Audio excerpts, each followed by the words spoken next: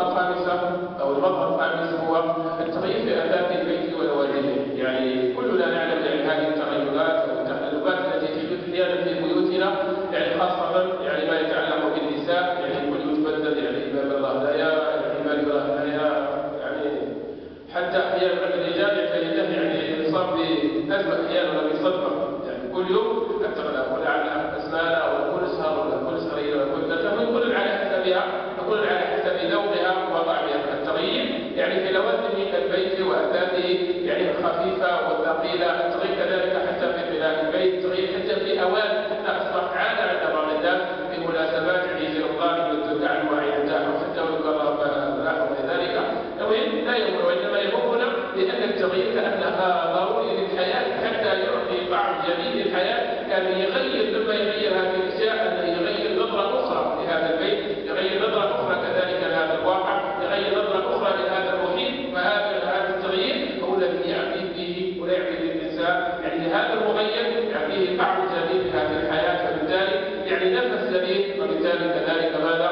نوع من الاستقرار النفسي الداخلي لهذا الإنسان. فلذلك التغيير الذي نغيره والذي نتغير به والإنسان الذي يغير به في لوازم حياته، سواء في البيت، سواء في السيارة، سواء يعني هناك من يغير حتى السكنات، يعني عنده يعني يغير سكنات كل سنوات وربع سنوات يغير سكن إلى سكن أو غير ذلك. النقطة الخامسة والسادسة هو السفر. يعني لماذا الناس يسافرون؟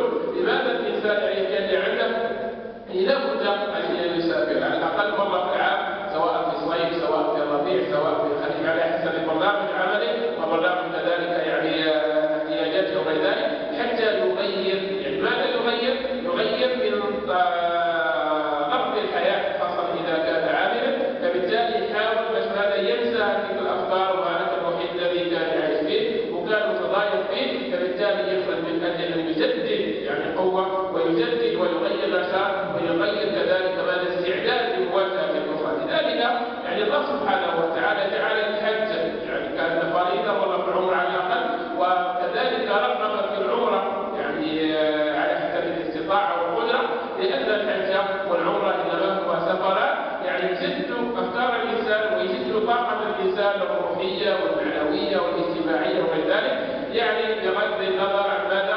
عن يعني فائدتها الإيمانية أو التعبدية لله سبحانه وتعالى، من محو الذنوب وتكفير السيئات، يعني سواء في الحج وسواء ماذا في العمرة. لذلك حتى الغرب يعني عندهم حج، يعني كل على حسب ديانته، يعني إلى روما مثلا في إيطاليا بالنسبة للنصارى أو غير ذلك وغير ذلك، بغض النظر كذلك عن هذا الحج العالمي، فعندهم يعني السفر عندهم شيء مقدس. تجد الإنسان الأوروبي وغير ذلك يحضر السفر نتاعه قبل موعده، كما احنا اذا يقرر بعد يوم ولا ثلاثه ولا بعد اسبوع يبعد يجد مثلا المتاع تاعه، بينما هو برنامج مسطر، يعني في شهر فلان غادي اذهب عطله، فبالتالي في ترتيبات ماديه وترتيبات يعني والجروح والملاك وغير ذلك. لماذا؟ لان الفائده تاع النفسيه، الفائده تاع النشاطيه التجديديه والقوه يعني هي فائده منقطعه ماذا؟ الامل. فبالتالي السفر بعد ولا نوع من ومظهر من مظاهر التغيير.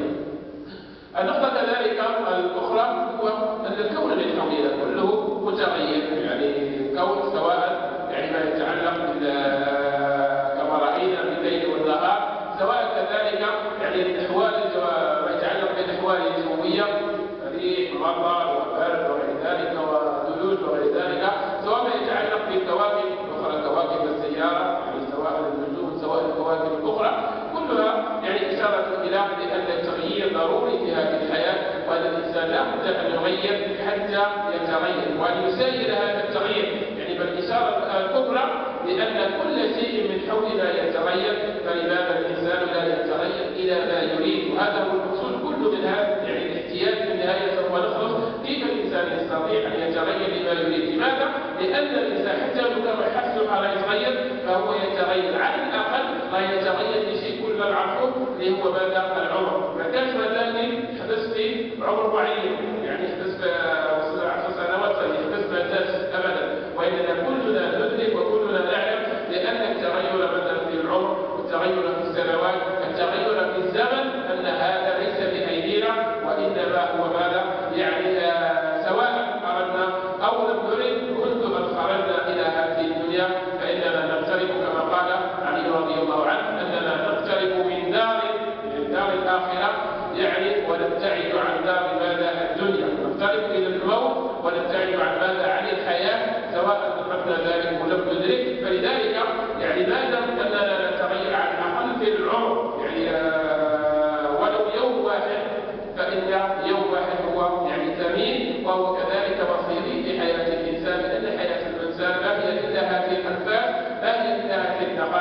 إن هذه الثواني التي تمر في حياتنا، فكل يوم يمر من حياتنا إلا وهو شهيد لنا أو شهيد علينا يوم نلقى الله سبحانه وتعالى. فبالتالي كما قال الشاعر كذلك دقات قلب المرء قائلة له إن الحياة دقائق وثواني، فاعمل لنفسك بعد موتك ذكرها، فإن الذكر للإنسان عمر ثاني. فلذلك يعني سوف نخصص في النهاية بهذا الاحتياج إلى بحقيقة بإذن الله كيف نستطيع أن نتغير إذا أردنا، ثم كذلك لماذا لا يتغير كثير من الناس، لماذا بعض الناس يرتادون ويطمئنون إلى الروتين يعني القاتل، يعني 20 عام 30 عام وهو على برنامج واحد، يعني برنامج كأنه يعني برنامج مقدس منذ أن يستيقظ إلى أن ينام، نفس الروتين يدور في كل حياته، يعني لم يتقدم يعني خطوة لا دينية ولا روحية ولا اجتماعية ولا اقتصادية ولا غير ذلك. لماذا؟ يعني هذا الركود في صحة التعبير.